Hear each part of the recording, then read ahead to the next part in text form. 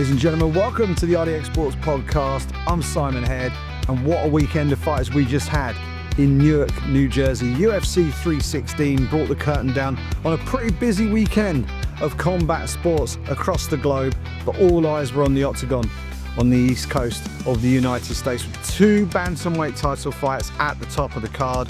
Two huge performances in those two title fights, but that was just the tip of the iceberg. So much to talk about on UFC 316, plus a couple of other bits and pieces to wrap up with you on this episode of the show.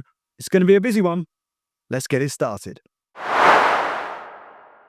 right, let's kick things off with a quick rundown of the results of UFC 316. Some big performances on a big night at the Prudential Center in Newark, New Jersey.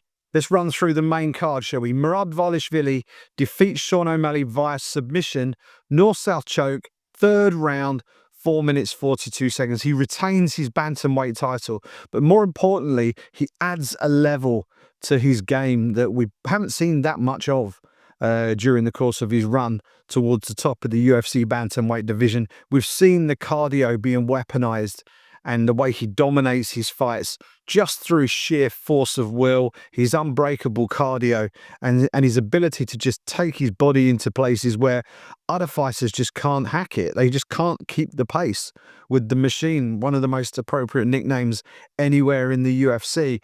But the one thing that was maybe missing from Merab Dvalishvili's elite level resume was the finishes. And against Sean O'Malley in the rematch, he was determined to produce a finish, and he did just that in the third round.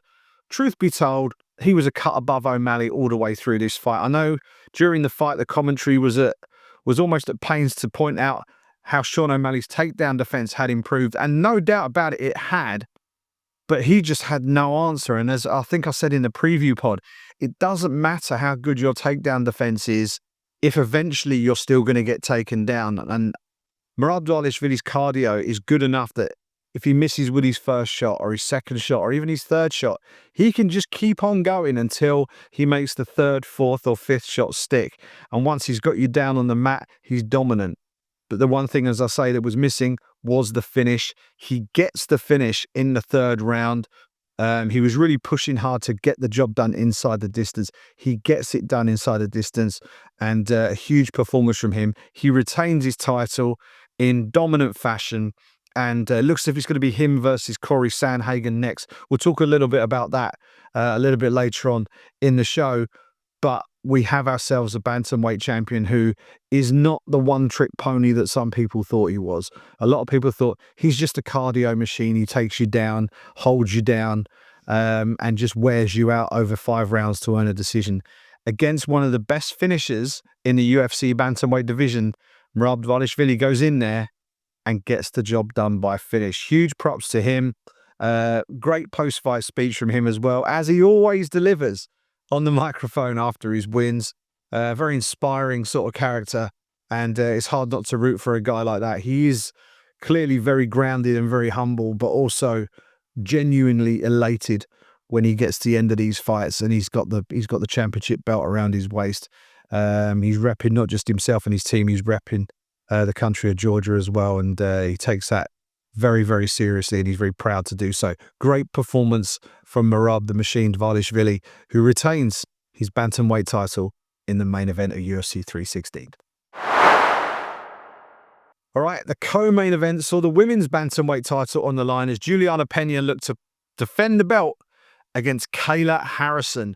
Unusually for a champion heading into a title fight, Julianna Pena was almost derisory underdog in terms of she was given no chance by the oddsmaker. She was at 5-1, 6-1 underdog in some places going into this fight, which if you're a 2-time UFC champion going into a title defense and you've got those sort of odds against you, it's like, wow, the disrespect is real.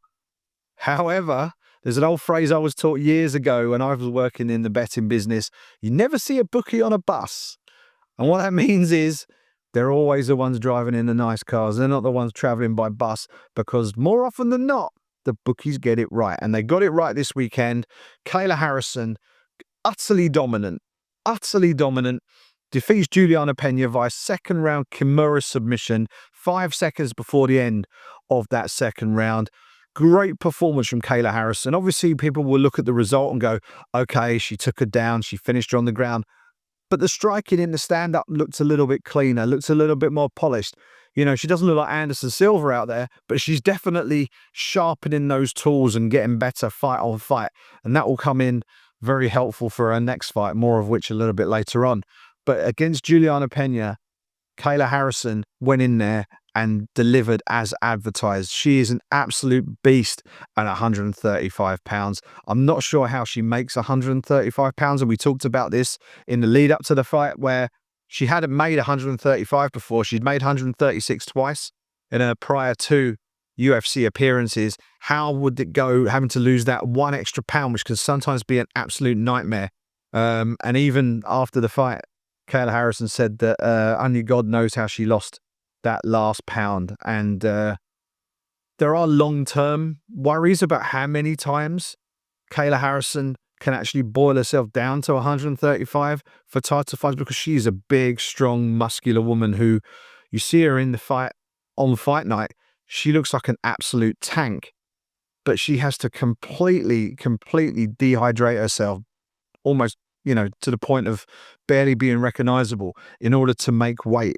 And that weight cutting in MMA is such a controversial topic anyway. But for Kayla, who used to fight at 174 pounds in judo and then 155 pounds in the PFL, having to drop 20 more pounds. I mean, you know, we're talking 40 pounds almost less than what she was competing at during her judo heyday. But to have to lose an extra 20 from what she was doing in the PFL just to compete in the UFC is crazy. But she manages to do it. The amount of discipline and commitment is just off the charts. And she's got the right people around her. American Top Team, head coach Mikey Brown, and all of the staff they have there at ATT, and the support of the UFC PI as well.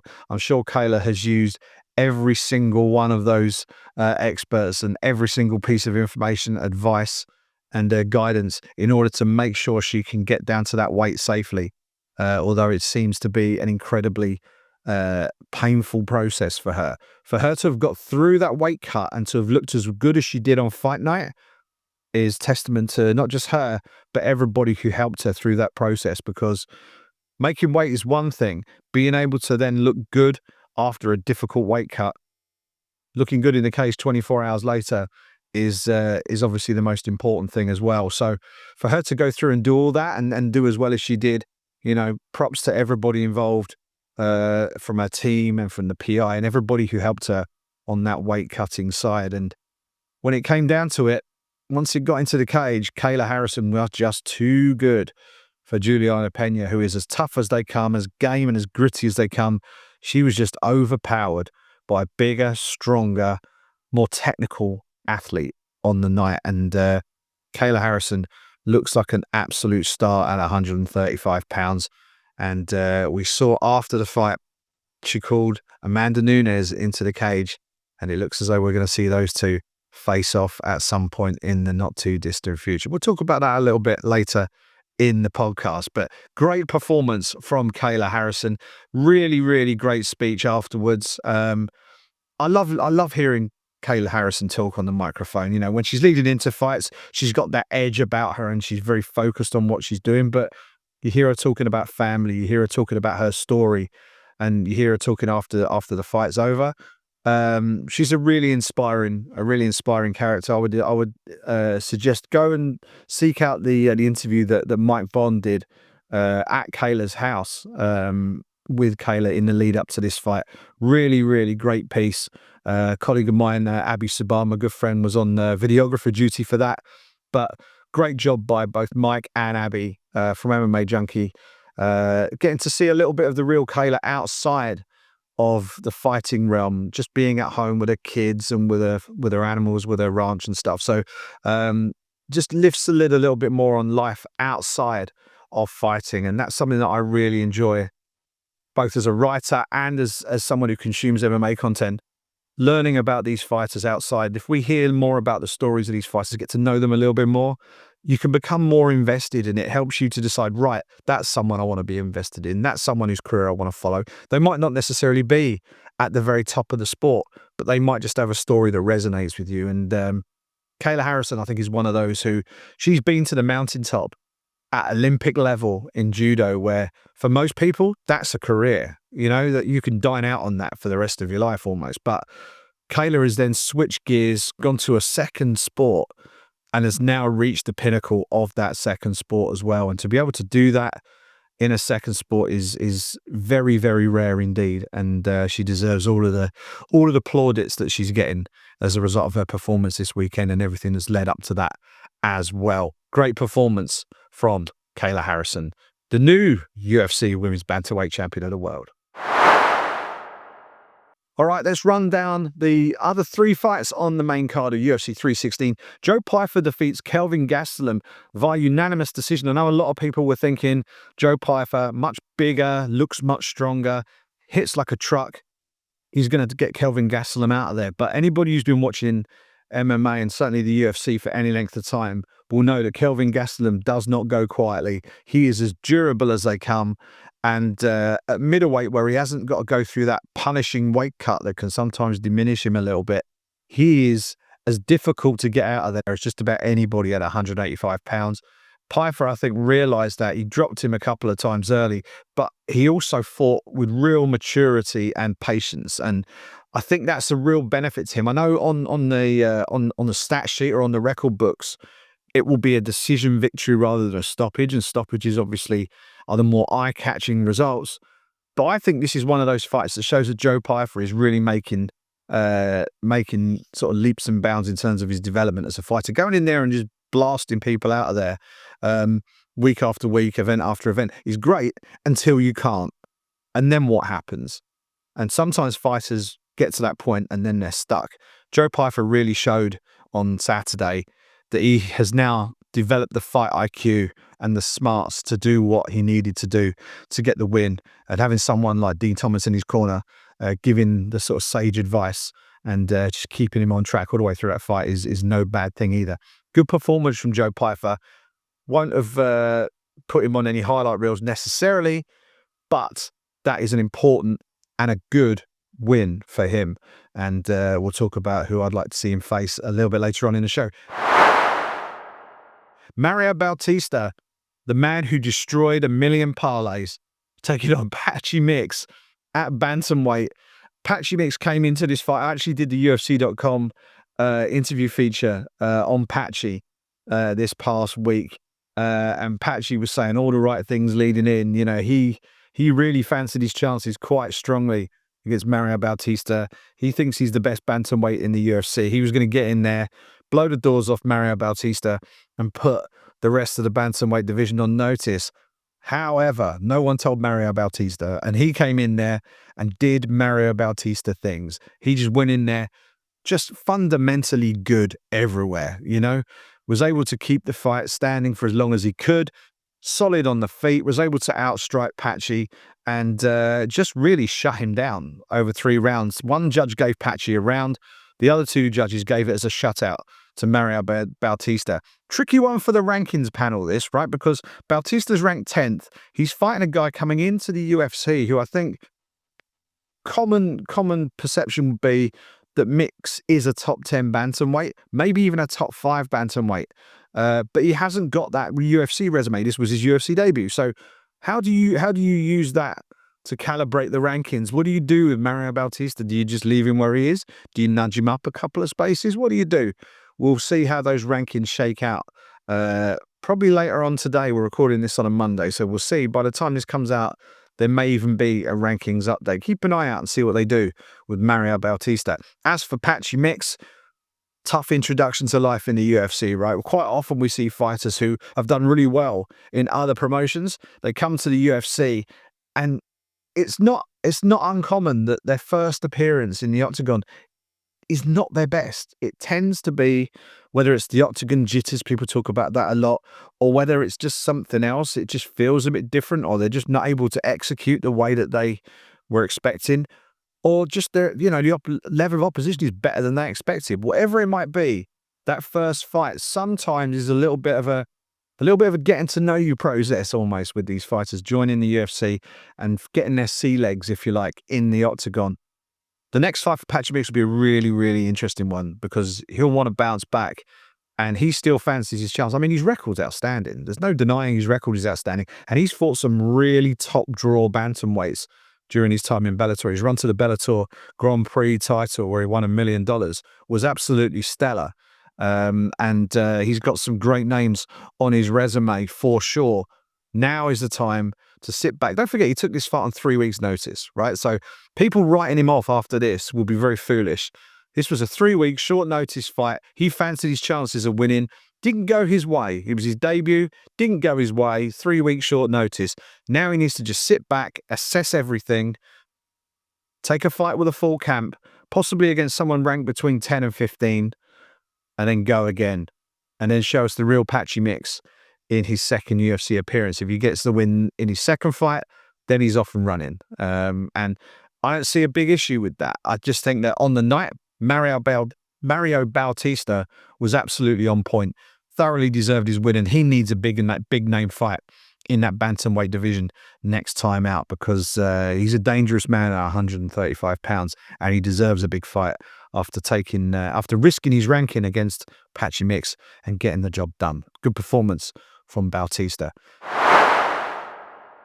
And in the opening bout of the main card at UFC 316, Kevin Holland defeats Vicente Luque via Darce choke submission.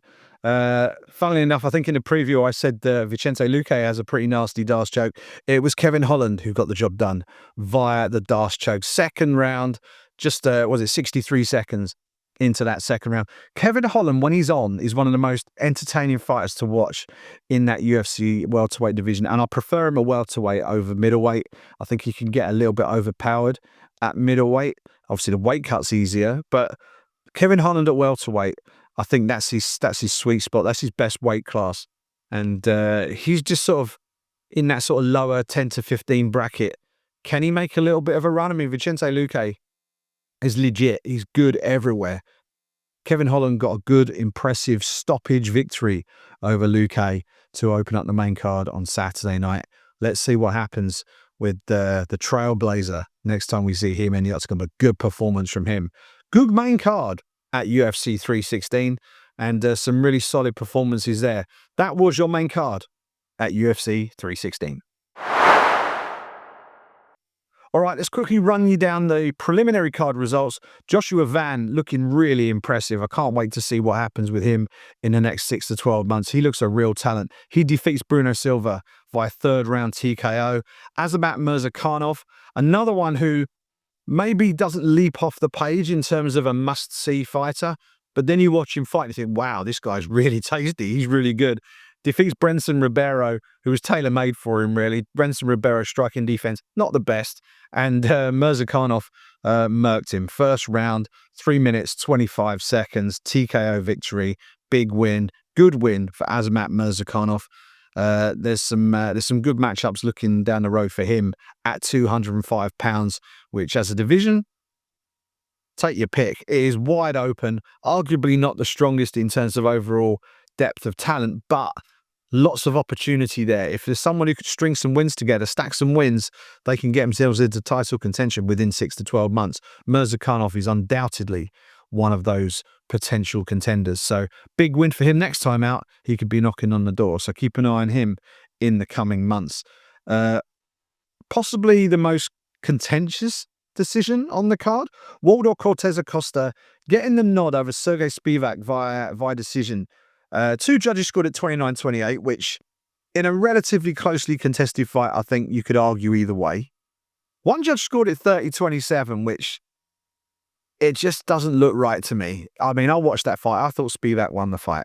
I thought he won it 29-28, but some of those rounds were pretty close. So you could argue maybe it could have gone the other way. And Waldo certainly was landing some decent strikes. I just thought that Spivak, I thought some of his work was a little bit heavier, and I also thought he used his grappling and his wrestling a little bit more effectively as well. And I thought that just gave him the edge in 2 of those rounds. But you know, the judges saw it the other way.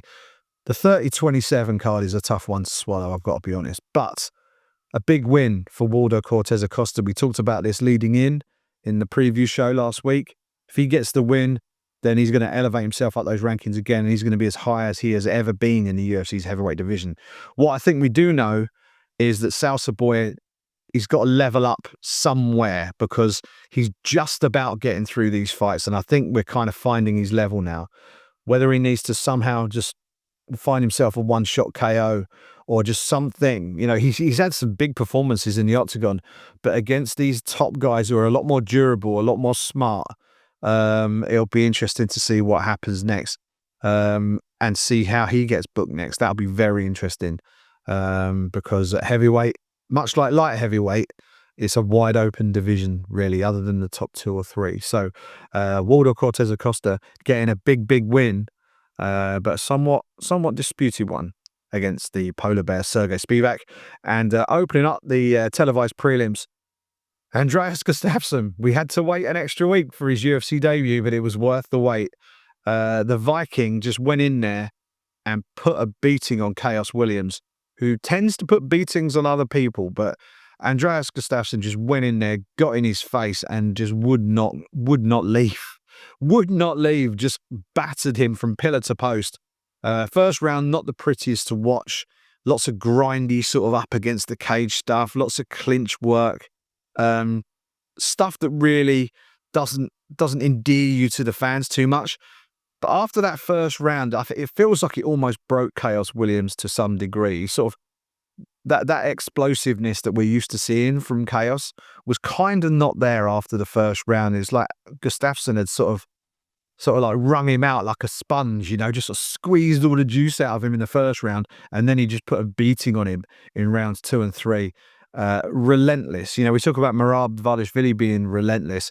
Andreas Gustafsson at welterweight is relentless, and absolute nightmare opponent for anybody who draws his name. I mean, anyone gets a phone call and says, right, you're down to fight this guy next, it's gonna be like, okay, good luck with that, because unless you can knock the guy out, it's like fighting some sort of zombie. He is just incredible, just straightforward, straight in your face, and unless you can somehow overpower him or knock him out or submit him, then he's going to take some stopping.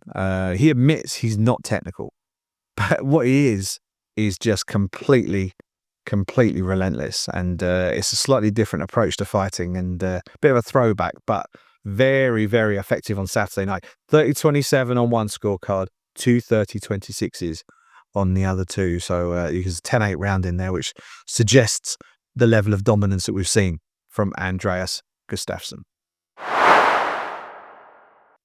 And finally, the early prelims. 4 fights on the early prelims. Wang Tong defeats Ariane De Silva. Unanimous decision, swept the board, 30-27s across the 3 scorecards. Ariane De Silva missed weight by 6 pounds. Needed to hit 136. 126. Ended up weighing 132. That's a sizable weight miss. And Wang Tong went in there and did a job of work. She wasn't able to get the finish that she's always looking for with her striking. Ariane De Silva, a very good, well-rounded fighter, and Wang Tong just won every round on every scorecard, got the job done, and took, I think, 25%, maybe 30% of Ariane De Silva's fight purse home as well. So, under the circumstances, solid win against a seasoned opponent and former KSW champion in Ariane De Silva. So good win for Wang Tong. She's starting to build some momentum again after the unexpected defeat a couple of fights back. So good win for her. Ju Sang Yu took on Jekka Saragi, and boy, oh boy, did we get a finish in that one. 28 seconds, one-shot knockout. Absolutely incredible. One of the knockouts of the year. Check left hook, catches Jekka Saragi coming in. Perfectly timed punch. And an unbelievable highlight reel finish for Ju Sang Yu, Zombie Jr., protege of the Korean Zombie himself, Chan Sung Jung. An amazing performance from him, and that earned him a performance of the night bonus And he's an exciting one to watch. If he can continue putting on performances like that, then he's going to be flying up that division in double quick time. But that was super impressive against a guy who's a natural striker. Jeka Saragi prefers to stand and strike, was coming forward looking to throw big shots. And Ju Sang-yu just lined him up and hit him with a perfect counter left hook. And it was only one shot that was needed, and Saragi just straight down like a tree, face first into the octagon. That's 3 defeats in a row for Jeka Saragi. So we'll see what happens next for the Indonesian fighter. But for Ju Sang-yu, South Korea have got themselves a really exciting talent in that UFC featherweight division. The 2 fights that kicked off the card, we had Quillan Salkil versus Yanal Ashmouz. This was an absolute banger of a fight. Really good fun to watch. Ashmouz is as tough as a $2 steak, but did not have the skills to cope with Quillan Salkil, whose wrestling in particular was really impressive in this one, but great everywhere. Gets the decision, 30-27, 29-28, 29-28. Great fight. Good piece of matchmaking, but a really good fight. And Quillan Salkil looking to move his way up the featherweight division as well. Really impressive performance from the Aussie. And in the opening bout of the night, Markel Medeiros defeats Mark Chawinski via unanimous decision, 30-27 twice and 29-28. Medeiros getting the win in the curtain jerker at the very start of UFC 316. Really good night of fights overall. Really entertaining start to finish. Lots going on. Some really good performances. We saw some people really raising their stock. Some prospects starting to emerge. People positioning themselves further up the division. And of course, 2 titles decided at the top of the card. Kayla Harrison, now the new women's bantamweight champion, and Merab Dvalishvili cementing his spot as the premier 135-pound fighter on the planet as he retains his title against Sean O'Malley. Great night of fights at UFC 316, and it's all about those bantamweights at the top of the card. Big night for Kayla, big night for Merab, and a huge night in Newark, New Jersey. All right, it is a Monday. We've just had a huge pay-per-view on the Sunday. Let's try something a little bit different. Let's do some Monday matchmaking, shall we? Let's take a look at some of the night's big winners and losers and see if we can get them a decent fight for their next outing. Let's start with the main event. Merab Dvalishvili, bantamweight champion of the world, defeats Sean O'Malley for the second time. He's already beaten Umar Nurmagomedov. Who should he face next? This one's an easy one. Corey Sandhagen is the next man in line. This has already been pretty much set in stone. Barring an injury to one of them, this fight is probably going to happen, and it's probably going to happen in the second half of this year. And stylistically, it's an absolute cracker of a matchup. Sandhagen has been there or thereabouts for years, but it feels like now he's made the changes that make him bridge the gap from contender to legitimate championship threat at 135 pounds. He's got that all-round skill set that could be a real problem for Merab Dvalishvili. He's got the ability to snatch up a submission out of nothing. He's got the slick striking, excellent footwork.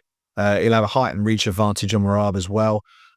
Should be a really interesting matchup when those two meet. Merab, after the fight, actually said that he's really happy that he's going to be facing Corey next. He said it's nice to be facing a fighter who he likes and respects.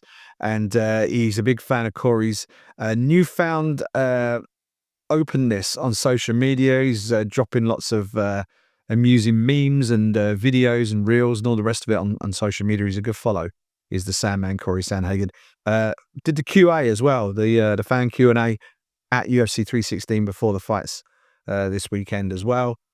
Super classy individual, someone who I think few would begrudge him getting his shot at the belt, and even fewer would begrudge it if he actually came away with the championship. But to do that, you've got to somehow turn off the machine, right?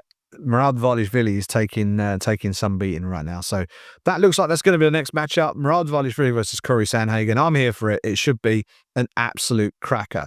Now, let's look at the flip side. What happens with Sean O'Malley? Sean O'Malley got the title rematch against Merab Dvalishvili. It did not go well for him.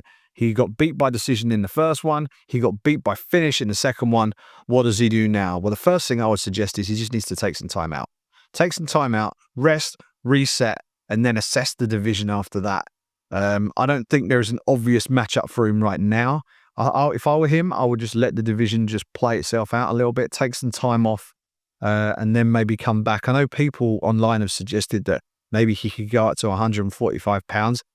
I'm not so sure about that. He's got the height, but he would have to pack on some additional muscle, and I worry about whether his skills and his physicality at 135 would carry up well enough at 145, whereas some absolute units in that division. You look at someone like Arnold Allen, who is an absolute tank, and you put him next to Sean O'Malley, and imagine them in the same weight class. It almost doesn't seem fair. So I think O'Malley is best served staying at bantamweight.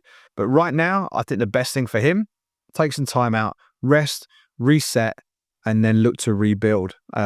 He's had 2 cracks at Merab Dvalishvili. Unfortunately, he's fallen short on both occasions. Now he needs to look at how he gets himself back up there. For him, the best thing to happen would be for Corey Sandhagen to dethrone Merab Dvalishvili. I think all the while Merab is the champion, O'Malley's got a bit of a problem because you've got to do something pretty special to get a 3rd title fight against a guy who's already beaten you twice in title fights. So he might just want to sit back a little bit, rest, recuperate, sharpen his tools, and just see how things pan out at the top of the bantamweight division. And then maybe when we get to like August, September time, have a look and see where he goes. But for now, if you're Sean O'Malley, I think I'd kick back and just take some time out, enjoy your family for a bit, come back a bit later this year or early next. Kayla Harrison, easiest piece of matchmaking going. She called Amanda Nunes into the cage. They faced off, the most respectful face-off I think I've ever seen in the UFC. There's obviously some competitive fire between the two of them, but absolute respect between the pair of them as well. And it doesn't always need 2 people to be in there in each other's face, sort of mouthing off and being disrespectful to get the competitive fires burning and to get people psyched up. Because I was watching that face-off, I just couldn't stop grinning. I could not stop grinning. That is a matchup that it's perfect. It's the biggest female matchup you can make in mixed martial arts today. It's one of the biggest matchups that I think the UFC could book full stop in 2025, and we're going to get it. And that's incredible to think. Amanda Nunes is coming back. She's also said that she's coming back and she's planning on sticking around. This isn't a one and done. If she beats Kayla Harrison, we'll get a rematch of that, I'm pretty sure. Likewise, if Kayla beats Nunes, I think we'll get a rematch. I think we're going to get at least 2 fights between these two. Whether they're back-to-back or not, I guess we'll find out, and it might depend on who wins the first one. But that matchup is going to be an absolute cracker. I think the lead-up will be great. I think the fight will be amazing, and it will be one that really, really shines the spotlight on women's mixed martial arts in a way that maybe we haven't seen since UFC 200 when Amanda Nunes, scratch that. When Amanda Nunes fought Chris Cyborg, I think that was probably the last really big women's title fight, I think, in the UFC. Obviously, we had the Ronda Rousey era, which was just next level. That really exploded women's MMA into the public consciousness. But now we've had a little bit of a dip since Amanda Nunes retired. Now she's coming back, and she's got a dance partner who is worthy of being right up there with her. Someone who arguably will be a betting favourite, just because of Nunes's inactivity. So we'll see how this goes. I mean, I think it's almost a coin flip fight. I think Amanda Nunes has got an unimpeachable resume, right? She's without doubt the best female fighter in the history of the sport. But Kayla Harrison is the best fighter right now. So can Amanda Nunes just step back in and take herself back onto the throne straight away? I don't think Kayla Harrison's going to make that very easy for her. So we'll see how that one pans out. Really looking forward to that matchup. As for Julianna Pena, what do we do with Julianna Pena? She's already called dibs on the winner. She thinks that she can get the winner next. Realistically, she's going to need to fight again in order to demonstrate that. And who should she fight next? She's already fought and beat Raquel Pennington, so I don't know what value there is in doing that again. Norma Dumont would probably be the best available option, I think. I think Pena probably needs to take a little bit of time out just to rest. You know, prepping for a title fight is no small thing. But a bout with Norma Dumont, who is in good form, who's moved away up the division, I think deserves a big fight herself. That, to me, seems like a common sense booking to make. So it allows Pena the chance to continue to assert herself as one of the, if not the top contender at 135 pounds. It gives Dumont the chance to prove that she is the next big contender at 135 pounds. So to me, that's a decent matchup to book. Maybe book it for like September, October time. Give Pena some time to rest. Maybe even back end of the year, like December pay-per-view. So we'll see. We'll see how that one goes. But what we have seen is that, you know, Julianna Pena is prepared to go in there and slug it out with anybody. Norma Dumont, I think, has probably earned a shot at one of the top contenders. A plus B equals C. Let's book that. I think that makes a lot of sense. Looking further down the fight card, some more matchmaking. Joe Pyfer. Joe Pyfer gets a big win, shows him improved fight IQ, shows the ability to, you know, pivot when he's when the knockout isn't necessarily going to be there. Who should he face next? I mean, middleweight, there's various options for him, but one leaps off the page, and it's Bo Nickel. It has to be Bo Nickel, isn't it?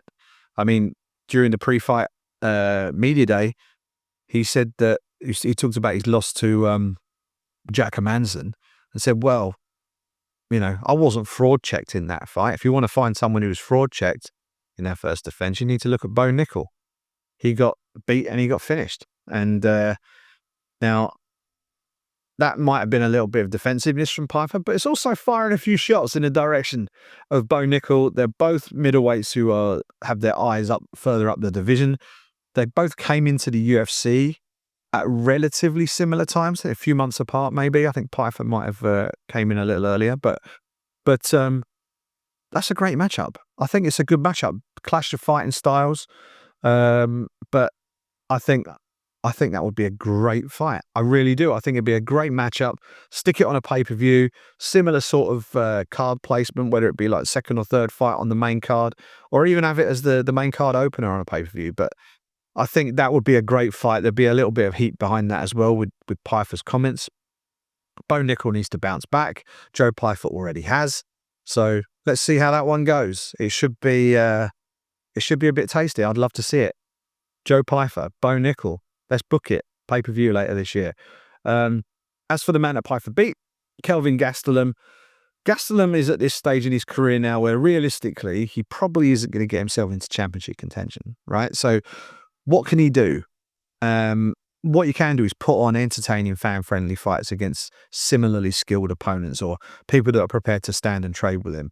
And someone who's gradually working his way up the middleweight division and loves to stand and trade is Poland's Michał Oleksiejczuk, who used to fight at 205, has moved down to 185, one of the nastiest body shot punchers in the UFC.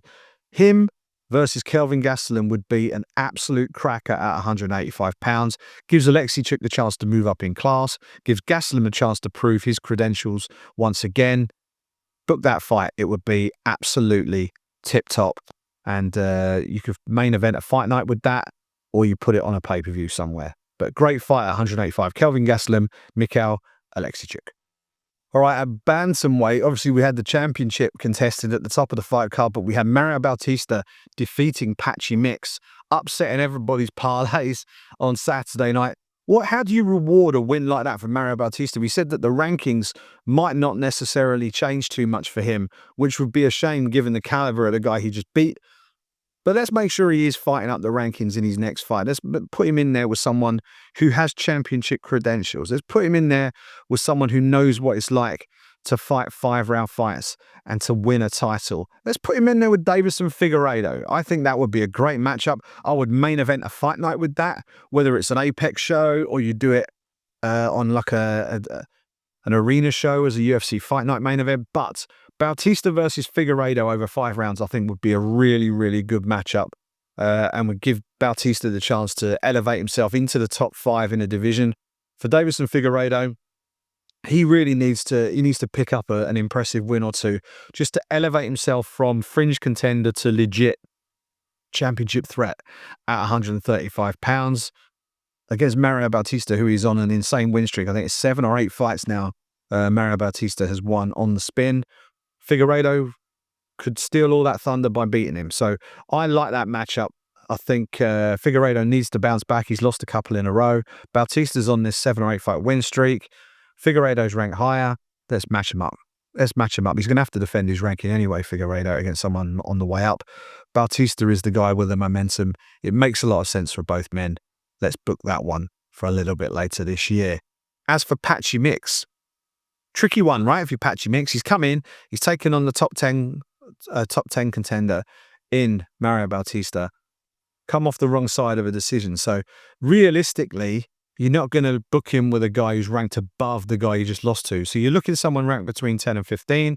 As things stand right now, I think Montel Jackson is ranked 13th or 14th in the division. He's in great form, Montel Jackson. Looks like someone who himself could move his way up the division. Why not match him up?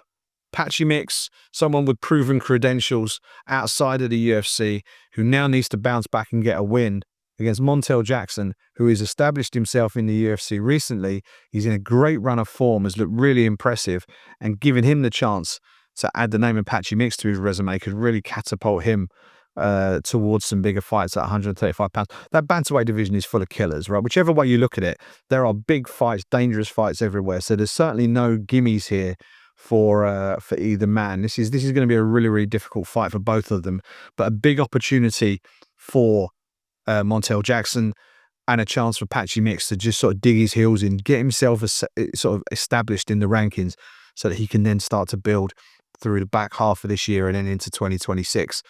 That to me makes a lot of sense. It means that Mix is still competing with ranked opposition.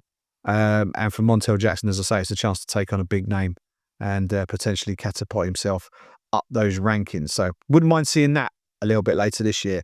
Final two pieces of fantasy matchmaking for you, dealing with the opening bout of the night on the main card.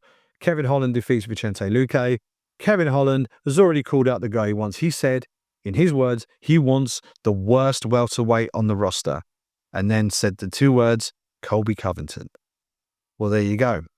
Book it. Book the fight. I mean, Colby Covington, I don't know what Colby's doing career-wise now. He's competed at the sharp end of this welterweight division for years, but right now, he's beginning to fall into irrelevancy, right? Because he just isn't performing very frequently. And it would be good for him to just get back in the mix, get back in the cage and start to pick up some wins, because love or hate the guy, he is one of the top, or has been one of the top welterweights in the world. The welterweight division is kind of moving on without him right now. So if you're Colby, best thing you can do is get back in there, pick up a win, any win over anybody with a number next to their name, just to, as I said earlier with the Patchy Mix, just dig your heels in and say, I'm here, right? I am here in this division. I'm not falling out at the bottom of this division. I'm staying right here, and now we're going to build. And Kevin Holland, who's ranked towards the bottom end of that top 15 at 170 pounds, that to me would make a lot of sense. All those big fights at the top of the division are kind of being booked up, so I don't really know. Colby doesn't have an obvious dance partner, unless they can somehow make a Colby Covington Bilal Muhammad fight work, which is obviously the highest ranked guy you could possibly face, and there's obviously some bad blood there. So unless they go down that route, I think something like Kevin Holland, Colby Covington would make a lot of sense. So we'll see. For Kevin Holland, I like the call out. For Colby, I just like him getting back in the cage and competing, because at the end of the day, he's one of the best fighters in the division. So let's see him in there. Let's see if this division is moving on without him, or whether he's still a part of the conversation at 170 pounds, because he's been there or thereabouts for a long time. So let's see how he goes against another guy who's been around for a while. Kevin Holland wants to fight 6 times in 2025. He's fought 3 times now. Can he make it 6 fights before the end of the calendar year? That would be mad. So I don't know if Colby will be the ideal next dance partner if that's the case, because I would imagine Holland will want to fight 6 weeks from now. So we'll see. We'll see how it goes. I wouldn't be surprised if Holland's facing somebody else within the next 6 weeks. And then maybe we look at Colby on a pay-per-view card if Colby's down for it. So we'll see how it goes. But I like the call out. We'll see if it comes to fruition. And finally, the guy who Holland beat this weekend, Vicente Luque, obviously right down there in the rankings, still ranked at the moment He's probably going to need to defend that ranking spot against somebody outside of the rankings, someone who probably been around a bit, is in a decent enough run of form, someone who probably deserves a crack at someone with a number next to their name, and that man is Jake Matthews from Australia. I think, I remember when he came into the UFC, there's lots of hype around him. Is he the guy from Australia to sort of be another UFC contender? This time at 170 pounds. He's won his last two. I think he deserves a step up. Vicente Luque would offer that opportunity, and I think that would be a decent enough style matchup as well. Luque versus Matthews, I think, makes sense for both men a little bit later this year. But that's your Monday matchmaking done following UFC 316. All right, any other business this weekend? We've got to talk about Portman Road, Ipswich.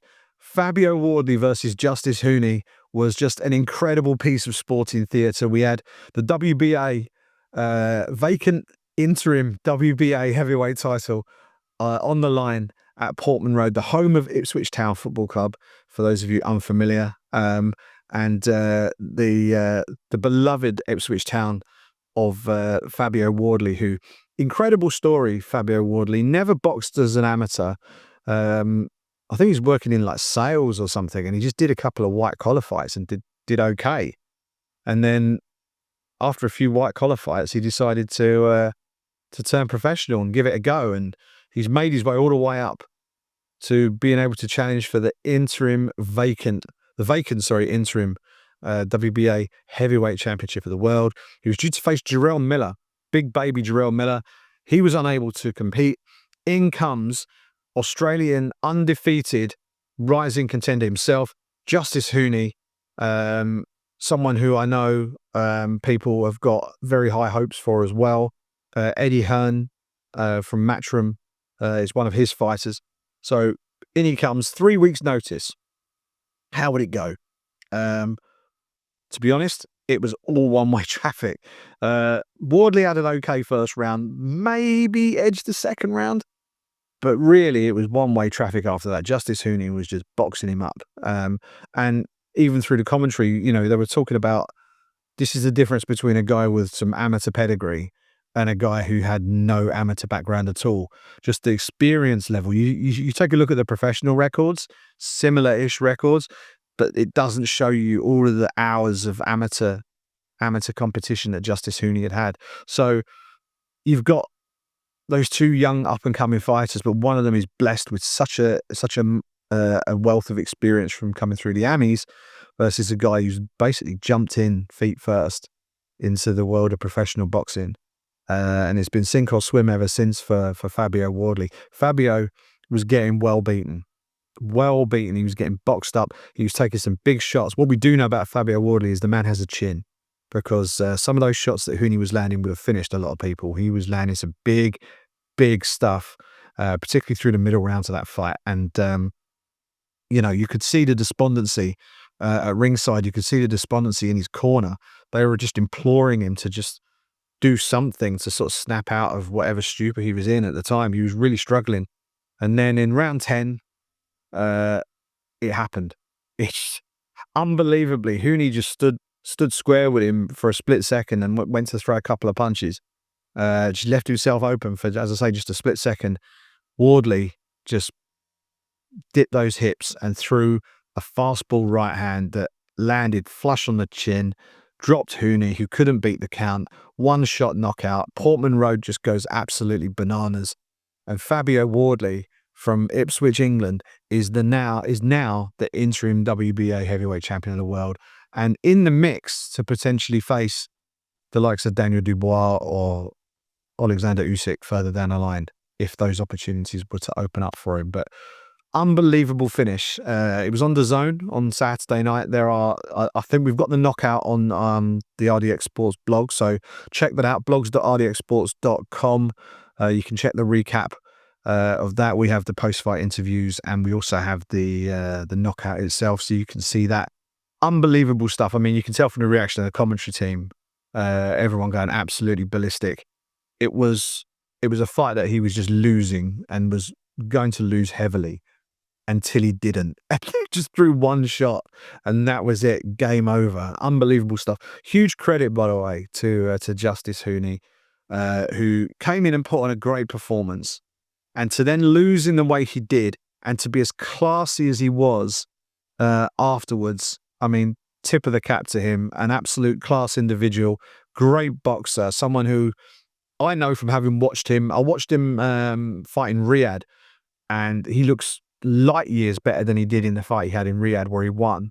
But he looks so much better. This was probably a year or so on from that.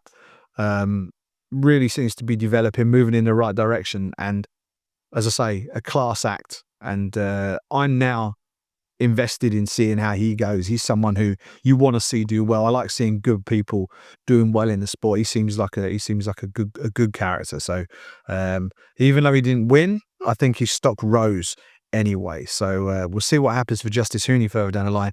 But right now, great win for Fabio Wardley, who proved correct what he said leading into the fight. He said, to beat him, Justis Huni is going to have to be good for 10, 15 rounds, or sorry, 10, 12 rounds.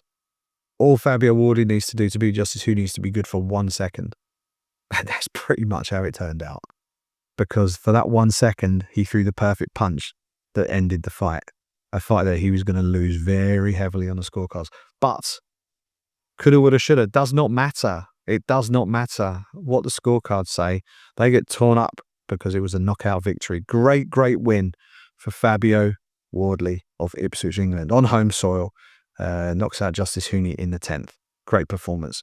Finally, just one more thing to wrap up for you, or two more things actually. Cage Fury Fighting Championships, great event on UFC Fight Pass this weekend. Name to watch out for: Belal Hassan. He looks like an absolute star in the making. He defended his championship in the main event on Saturday night. Great performance from him. Great walkout from him as well. He had some sort of Michael Jackson montage going on. He's one to watch out for. If he's not on the Contender Series soon, I'll be very, very surprised. I mean, the UFC might just pull him straight into the UFC flyweight roster. To be honest, he looks ready to go. He looks ready to go, and I know my friend John Morgan, who's now the GM over there at CFFC, is very high on him as well. He was commentating on the fights this weekend with the karate hottie herself, Michelle Waterson-Gomez. Really fun night of fights. If you've got UFC Fight Pass, go back and check that out. It's definitely worth a watch. And great performance from Belal Hassan to get the stoppage victory, retain his title, and just put himself in the shop window for the UFC once again. Good performance from him. And finally, one more thing to just wrap up. We had Brave Combat Federation, who here at RDX Sports, we are major sponsors of Brave Combat Federation. You watch them fight. You see they're wearing the RDX Sports gloves. They're wearing the RDX Sports shorts. They are a promotion that are well worth watching. Again, they're on the Zone for us here in the UK, and I think worldwide, I think, wherever you can get the Zone, I'm pretty sure Brave CF is part of that package. They were in Ljubljana, Slovenia this weekend, where they've been before. Got a great reception there last time, and it was another big night for the promotion there. Two crazy title fights at the top of that card. The main event, Mohamed Fakhreddin, who I think is turning 41 in a few weeks' time, knocks out Urko Yoon, who is the light heavyweight champion, to win the middleweight belt. The middleweight belt was vacant. Mohamed Fakhreddin is the former champion. He lost the belt without losing it in the cage. He went off and had a go at the PFL. Things didn't go great for him in the PFL. He's now back in Brave Combat Federation, one of the standard bearers for the promotion, someone who really helped build the promotion over the last few years or so. A real star. The Latest is his nickname, Mohamed the Latest Fakhreddin. He gets the job done. First round, I think there was like 17 seconds left in the round. One punch knockout of Urko Yoon, who I think might have struggled a little bit to get down to 185 pounds. I think he feels a lot more comfortable at 205. But we shall see what happens with him next. And will Fakhreddin challenge Urko Yoon for the light heavyweight title? Well, he's turning his attention to the super welterweight title, which is very interesting because we now know that we've got a title fight for the super welterweight title where Luis Carlo, the champion, is going to be taking on Alex Lahore, who's based out of here in the UK, trains at GB Top Team. The Frenchman has been in and around the UK MMA scene for many years now, has been one of the most talented fighters outside of the world level for a long time. And when he's on his game, he's very, very, very difficult to beat. He's earned himself a shot at the title against Luis Cardo. Mohamed Fakhreddin has also called for a shot at that title. So we'll see what happens. Maybe he'll get the winner of that fight, or maybe they can convince Fakhreddin to rematch Urkayun for the 205-pound title later this year. It'll be a rematch, it'll be another title fight, and it'll be a chance for Fakhreddin to become a double champ, having been a champ previously in Brave Combat Federation. It'd be a chance for him to do it again at the age of 41, which would be mad. But that was the main event. But that was great performance, exciting way to finish the night. But the fight of the night undoubtedly was the co-main event. Borislav Nikolic defeated Zimbabwe's Nicholas Huende via ninja choke submission in the 4th round. Now, on paper, okay, fine. Challenger beats champion, wins belt, right? This was another one of those fights. We talked about Fabio Wardley just now against Justis Huni, and Huni was winning that fight until he didn't. You know, this is very, very similar. Nicholas Huende was dominating this fight, and then he lost. It was an incredible piece of work from Borislav Nikolic, who just took everything that Huende could throw at him and produced a great performance to come back from being outstruck, out-wrestled, out-grappled, to then in the 4th round, nail Huende with a brilliant left hand that just completely took his legs out. He had jelly legs. Nikolic goes in there, snatches up a ninja choke, does not let go, gets the tap, 1 minute 42, and Serbia has themselves a Brave Combat Federation world champion. Great performance, amazing fight. Phil Campbell, commentator for Brave Combat Federation, immediately called it his favourite fight in the history of Brave Combat Federation. It was certainly a surprise result, given how the fight was panning out. But it shows you in MMA there are so many ways you can win the fights and so many ways you can lose them. And even though Nicholas Huende seemed to be well in charge on the scorecards in the championship rounds, it took one big shot and one well-executed submission technique, and everything changed. And Borislav Nikolic, an emotional Borislav Nikolic, who could barely see out of his left eye at the end of that fight, he gets the job done. And he made a little joke on the microphone saying, my English is only slightly better than my ability to see, or something like that, because he was virtually blinded at the point that he won the fight. So amazing performance from him. Also a shout out to Monika Kucinic, who also is a bit of a rising star in Slovenia. Gets the TKO finish over Sofia Bagashvili. She beat her by submission a couple of fights prior. They had a rematch, and now she does it with a nasty body kick and follow-up punches to get the win in the 2nd round. Big win for her as well. She's a bit of a star, and I think Brave will probably look to build her up to eventually fight for a belt at some point in the not too distant future. But really fun event to watch.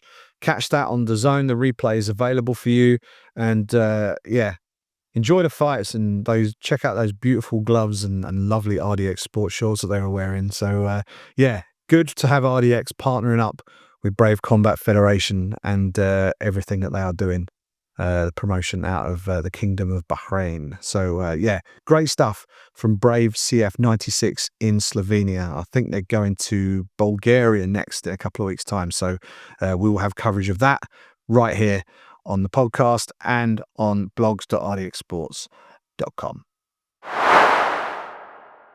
That's just about all we've got time for on the RDX Sports Podcast this week. Packed episode with lots going on this past weekend in the combat sports world. Hope you enjoyed the show. Don't forget, give us a like, give us a subscribe right here on the RDX Sports YouTube channel, and give us a follow across social media. We are on X at RDX Sports. We're on Instagram and Threads at RDX_sport. And if you want to give us a follow, I am at Simon Head Sport. Enjoy the fights this coming weekend. Thanks for listening to the podcast, and I'll speak to you next week.